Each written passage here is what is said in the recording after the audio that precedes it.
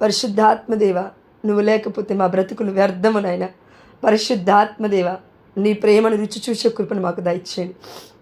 ఈ బిడ్డలందరూ ఇప్పటి వరకు జాయిన్ అయ్యి అయ్యా, ఇదిగో తండ్రి, ఎవరి గురించో ఆలోచించకుండా నాయన వాక్యం వినాలనే ఆలోచనతో నాయన 27 మంది బిడ్డలు జాయిన్ అవి ఉండగా, అవును తండ్రి, చివరి వరకు ఎవరు నిలబడతారంటే వాక్యం కోసం చూసేవాళ్ళు నిలబడతారు.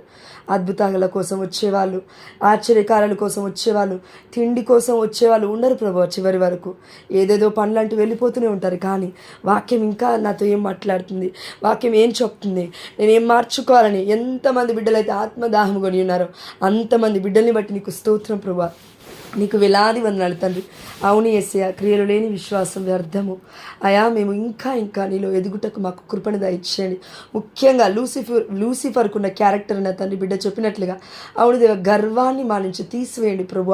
అయా, ఒక పెద్ద వైట్ పేపర్లో ఒక చిన్న డాట్, ఆ చుక్క, పెన్ను చుక్క ఏ విధంగా అయితే మచ్చలాగా కనబడుతుందో, ఫోకస్ అంతా పేపర్ మీదకి వెళ్ళదు. కానీ ప్రభు, ఆ పేపర్ మీద ఉన్న ఆ యొక్క చిన్న చుక్క మీదకి వెళ్తుంది ప్రభు. అలాంటి చుక్కలు మాలో ఉన్నాయి ప్రభు. పాపపు ఆలోచనలు మాలో ఉన్నాయి ప్రభు. అయ్యా, నువ్వు అదొక్కటి తీసానని చూస్తూ ఉన్నావు ప్రభు. అయ్యా, కానీ మా వల్ల అవ్వట్లేదు ప్రభు. అయా, అది మేము కూడా తీసేయలేకపోతున్నాం ప్రభు. అయా, నీ శక్తి కావాలి, నీ బలము కావాలి, నీ పరిశుద్ధాత్మ వస్తే తప్ప మాకు అది అర్థం అవ్వదు నాయన. మాకు అది తీసివేసుకోవడం మాకు చేత కాదు ప్రభు.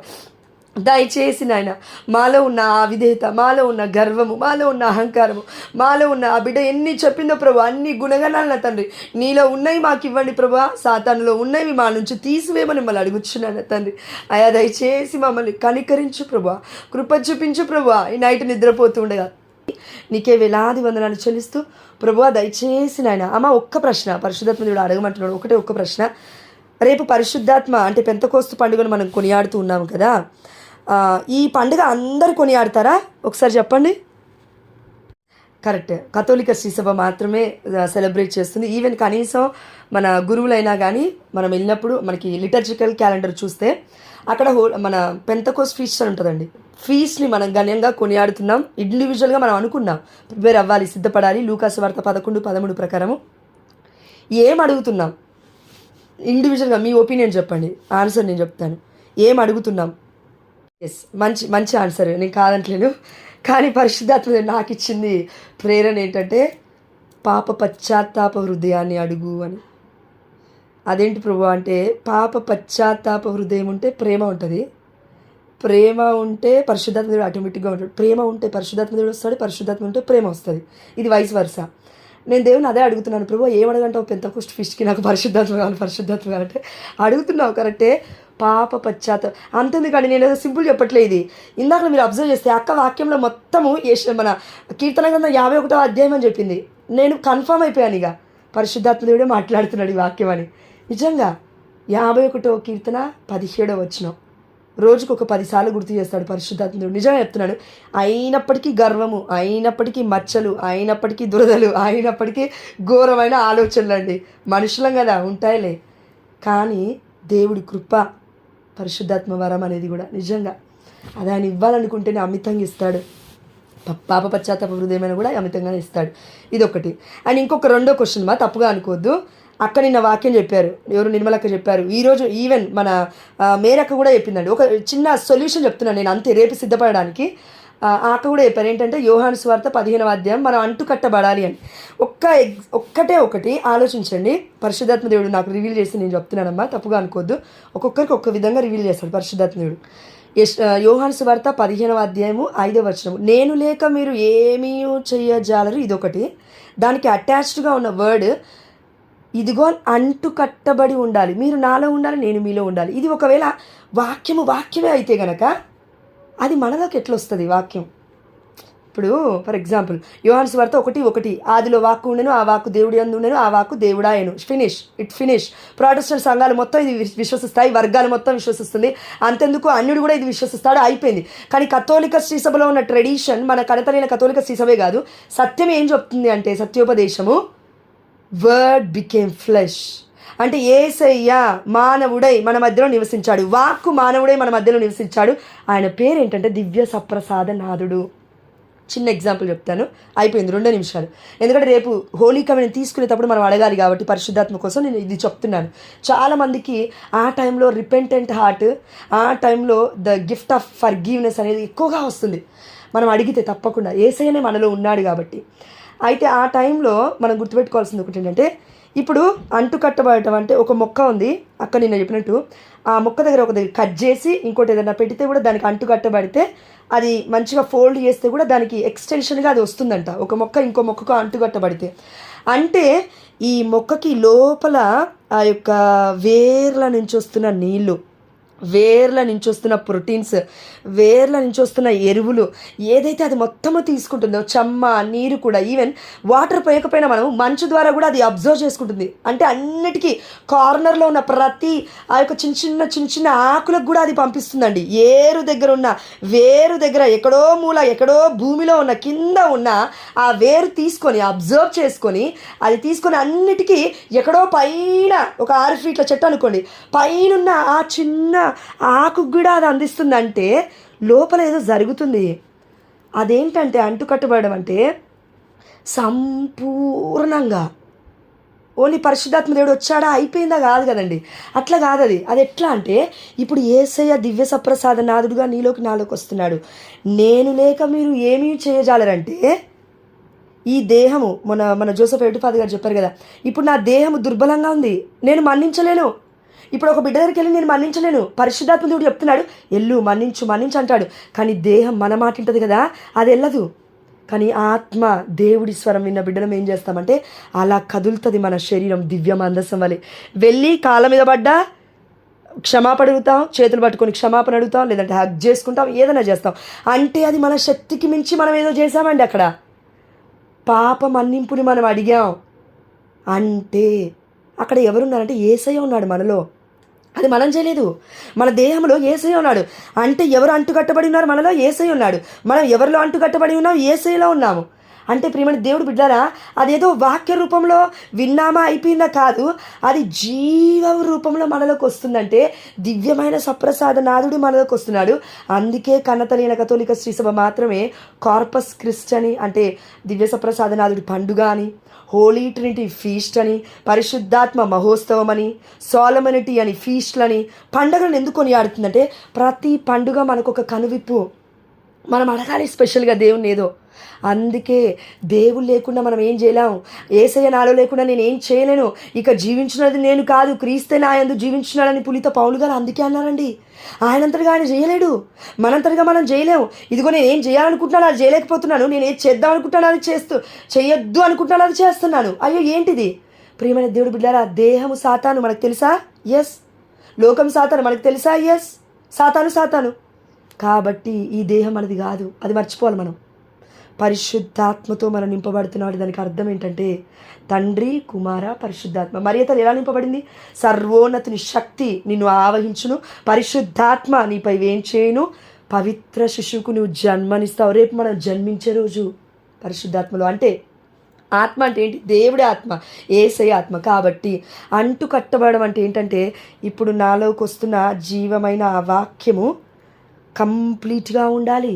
24 గంటలు చదవంగా వాక్యం, కానీ 24 గంటలు ఏదో ఉండాలి మనలో. ఏంటది? అందరికీ గుర్తుండదుగా వాక్యం. చదువుకొని బిడ్డలకి అందరికీ వాక్యం గుర్తుండదుగా. మరి వాళ్ళ పరిస్థితి ఏంటి? యేసయ్య జీవమై మనలోకి వస్తూ ఉన్నాడు దివ్య సప్రసాద నాథుడిగా. ఎక్కడో దివ్య సప్రసాద మందసంలో ఉండడం కాదు, మనలోకి వస్తున్నాడు. అంటుకట్టబడడం అంటే నరాల నుండి, వేళ్ళ దగ్గర, మన దగ్గర కోపము, క్రోధము, ఎక్కడెక్కడ ఏమేముందో మొత్తము, రక్త ప్రసరణలో ఉన్న కోపము, క్రోధం అన్నీ కూడా పుట్టుక నుంచి ఉన్నవి. మొత్తము కూడా పుట్టక ముందు నుంచి ఆ తల్లి గర్భంలో ఉన్నప్పుడు ఉన్న భయము మనలో ఉంటుంది కదా, ఆ భయము నుండి, పాప మన్నింపు లేని మనస్తత్వం నుండి, వీటన్నిటి నుండి మనకి స్వస్థత ఇచ్చేది దివ్య సప్రసాదనాథుడు, కార్పస్ క్రిస్టి. అందుకే Jesus is the centre of our lifes. యేసయ్య మనకి మూలమై ఉన్నాడు. ప్రియమైన దేవుడి బిడ్డలారా, ఎందుకంటే దివ్య సప్రసాదం. ఫైనల్ ఒకటే మాట, యోహాను సువార్త 6:35, 48 వర్షాలు, జీవాహారమును నేను లేక మీరు ఏమి చేయగలరంటే ఏమి చేయలేము, అది అర్థం. కాబట్టి నరాలలో, ప్రతి అవయవంలో, ప్రతి రక్త ప్రసరణలో, ప్రతి అవయవంలో, ఈవెన్ బ్లడ్ పంపింగ్ హార్ట్లో, సేక్రెడ్ హార్ట్ ఆఫ్ జీసస్ అంటే యేసయ్య రక్తము, యేసయ్య దేహం అనే అర్థము. అంటే యేసయ్యే. హార్ట్ అంటే ఏంటి? యేసయ్య దివ్య సప్రసాదం. దాంట్లో మనం అంటుగట్టబడి ఉండాలి. కేవలం వాక్యం దగ్గరే మనం ఆగొద్దు. వాక్యం ఇప్పుడు జీవమై ఉంది. ఆ జీవం ఏంటి? దివ్య సప్రసాదాన్ని పొందుకోవాలా. ప్రపంచం మొత్తం వర్గాలు ఇది లేదు. కథోలిక శ్రీ సభకి మాత్రమే ఈ ధన్యత్వం ఉంది. కాబట్టి అందరం ఐక్యమై జీవించాలి అని ఆ దేవాదేవుడు మనందరికీ చెప్తున్నాడు. నేను చెప్పట్లేను. సొలొమోను జ్ఞాన గ్రంథం 1వ అధ్యాయం 7వ వచనం చివరిగా, దేవుని ఆత్మము ప్రపంచము అంతటినీ ఆవరించినది. The entire holy Catholic church is led by the holy spirit and has given life by the holy spirit. అంటే జీవముతో నింపబడింది కథోలిక శ్రీ సభ. యేసయ్య అనే జీవముతో, పరిశుద్ధాత్మతో నడిపింపబడుతుంది. అందుకే ఇందులో మనం ఎందుకు ఉండాలంటే, నేను చెప్పట్లేను, అది ఈ లోకమునంతటినీ ఒకటిగా ఐక్యపరచుచున్నది. ఆమె నలుడియ ఐక్యాన్ని కోరుకునేది దేవుడి ఆత్మ, దేవుడి జీవము. ఇదిగో మీరు నాలో భాగస్థులు. అర్థమవుతుందా? కథోలిక శ్రీ సభ హోలిక్ అంటే ప్రపంచవ్యాప్తంగా ఉంది అని అర్థం. అందుకే మనం యేసయ్య దివ్యమైన దేహములో అవయవ భాగాలుగా మనం ఎట్లా మారుతున్నామంటే reading the word of God కాదు. No no no not by reading the word of God simply and forgetting. మర్చిపోయి చదువుతాను వెళ్ళిపోతాను. నో, పొందుకోవాలి. లోపలికి లోపలికి లోపలికి లోపలికి రావాలి యేసయ్య. అదే దివ్య సప్రసాదనాథుడు. అందుకే మొత్తం వర్గాలన్నీ కూడా కథోలిక శ్రీ సభలో కలవాలి అని. ఏ విధంగా అయితే ఆ చెట్టుకి వేరు నుండి నీరు, అదేవిధంగా ఆ యొక్క సూర్యరశ్మి యొక్క శక్తిని, అదే యొక్క ప్రోటీన్స్ కానీ విటమిన్స్ కానీ ఎరువు నుంచి ఏదైతే వస్తూ ఉందో, అదేవిధంగా మన కనతలైన కథోలిక శ్రీ సభలో దివ్య సప్రసాదనాథుడు మనకి మూలమై ఉండగా, మనము దివ్య సప్రసాదనాథుడిని 1 కొరింథీలో మనము చూస్తున్నాం. కొరింథీలకు రాసిన లేఖ, పునీత పౌలు గారు 1 కొరింథీలకు రాసిన లేఖ 11వ అధ్యాయంలో మనం చూస్తున్నాం. కంప్లీట్గా దివ్య సప్రసాదాన్ని మనం యోగ్యకరంగా స్వీకరించాలి అని. అది మనం స్వీకరిస్తున్నప్పుడు ఏం జరుగుతుందంటే, యేసయ్యే ఉన్నాడు అందులో. దేవుడే మన తండ్రి దేవుడై ఉన్నాడు. అప్పుడు మనం స్వీకరించినప్పుడు, జీవాహారాన్ని మనం స్వీకరించినప్పుడు, మనం పొందుకున్నప్పుడు యేసయ్య రక్తము, యేసయ్య దేహము మనలో ఇమిడిపోతుంది. మనము దేవుల్లో ఇమిడిపోతూ ఉన్నాము. ఆయన రక్తము మన రక్తంలో కలుస్తుంది, యేసయ్య దేహం మన దేహంలో కలుస్తూ ఉంది. అందుకే our body is the temple of the holy spirit. మన దేహము దేవుడి దేవాలయముగా మారిపోతుందనే విషయం గుర్తుపెట్టుకోవాలి. అదేవిధంగా ఆ నీరు, ఆ రక్తములో ఉన్న ప్రతి గుణగణము, యేసయ్యలో ఉన్న ప్రతి గుణగణము మన రక్తములో, మన ఆలోచనలో, మన యొక్క జీవితంలో అన్నిటిలో కూడా ప్రసరిస్తూ ఉంది. ఎప్పుడైతే లోతుగా మనం అంటుకట్టబడి ఉంటామో అప్పుడు లోతైన మార్పులు మనం చూడగలుగుతాం. ఫర్ ఎగ్జాంపుల్, దేవుల్లో ఉన్న గుణగణాలు ఏంటివి అంటే, భరించే అంత ప్రేమ, సాక్రిఫైస్ చేసే అంత గొప్ప ప్రేమ, అందరినీ అధికముగా ప్రేమించేంత ప్రేమ, అందరినీ సమస్తాన్ని భరించేంత ప్రేమ యేసయ్య దగ్గర ఉంది. దీర్ఘశాంతుడు, దీర్ఘ సహనవంతుడు, ఎన్నో విషయాలు మనం చూస్తూ ఉన్నాం. యేసయ్యలో ఉన్న గుణగణాలు, దేవుడిలో ఉన్న దైవ స్వభావాలు, దైవ గుణగణాలు మొత్తము కూడా మనలోకి వస్తూ ఉన్నాయి దివ్య సప్రసాదనాథుడి ద్వారా, యేసయ్య రక్తము దేహం మనం స్వీకరించడం ద్వారా. ఇది ముఖ్యమైన అంశము, మనం గుర్తుపెట్టుకోగలగాలి.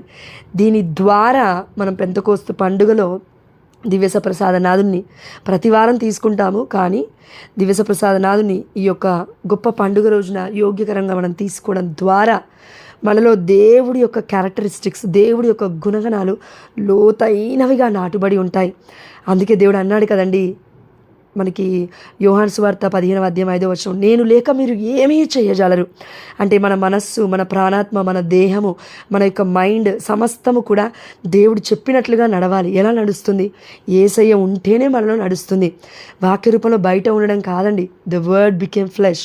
ఇప్పుడు దేవుడు మన మధ్యలో మానవుడై వచ్చినాడు. ఆ దేవుడు మనలో నివసిస్తూ ఉన్నాడు. ఇప్పుడు దివ్య సప్రసాదనాథుని మనం యోగ్యకరంగా భుజించడం ద్వారా కథోలిక శ్రీ సభలకి ఉన్న ఇంత గొప్ప ధన్యత్వం ప్రపంచంలో ఏ వర్గానికి లేదు. అందుకే మనం అందరం ధన్యులం. అంత మాత్రమే కాదు, సొలొమోను జ్ఞానగ్రంథం 1వ అధ్యాయం 7వ వచనం సెలవిస్తూ ఉన్నట్లుగా దేవుడి ఆత్మ ప్రపంచం అంతటినీ ఆవరించున్నది. అది ఈ లోకమును అంతటిని ఒకటిగా ఐక్యపరుచున్నది. కాబట్టి ఒకటిగా మనం అందరం ఐక్యం అవ్వాలని దేవాదేవుడు కోరుకుంటూ ఉన్నాడు. వర్గాలుగా చీలిపోవాలని దేవుడి యొక్క ఉద్దేశం కాదు. అందుకే కథోలిక శ్రీసభ ఇట్స్ అ యూనివర్సల్ చర్చ్. ప్రపంచవ్యాప్తంగా ఉన్న దేవుడి సంఘము, యేసయ్యే కట్టిన సంఘము. It was built by the Jesus himself, not by the human beings అని మనము మత్తయి సువార్త 16వ అధ్యాయంలో, ఇదిగో పేతురు ఈ సంఘాన్ని, నా సంఘాన్ని రాతిపై నీపై నేను కడుతున్నానని యేసుప్రభుల వారే స్వయంగా చెప్తున్నారు కదండి. దీని నరక శక్తులు జయింపజాలమని కూడా యేసుప్రభుల వారు పలికారు. కాబట్టి Jesus is the centre of our lives, not the pastor or anyone. Jesus is the centre of all our lives, not anyone, not human beings. God himself is the centre of our lifes.